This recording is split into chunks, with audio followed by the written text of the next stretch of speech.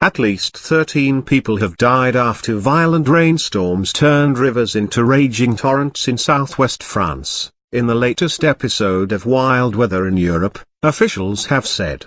Flash floods swamped a number of towns and villages around Carcassonne, leaving a trail of overturned cars, damaged roads and collapsed homes.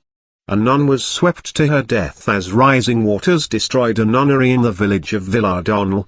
At least 4 people died overnight in the village of Villegalgonque, local authorities said on Monday. As Edouard Philippe, the Prime Minister, headed to the scene, the French Interior Ministry said 13 people had died after the equivalent of 3 months' rainfall in a few hours. Hélène Segura, a resident of Villegalgonque, where at least one small bridge collapsed, said, "There's water everywhere in the house. Everything is flooded. When I look out the window, I can only see water and mud everywhere. It's sad when you're 70 years old like me and you need to redo your house, change the furniture and all the upholstery."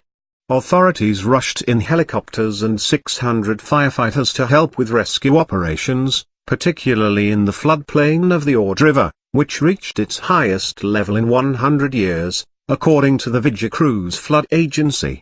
In the town of Trebes, the river's level rose 8 meters in 5 hours, officials said.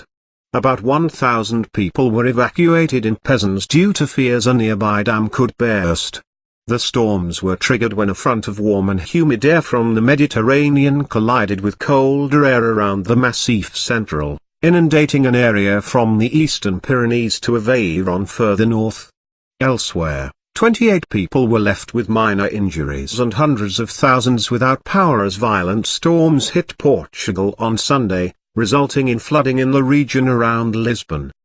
The heavy rain, which later passed over Spain, was the tail end of Hurricane Leslie in the Atlantic, which weakened to a post-tropical storm as it made landfall.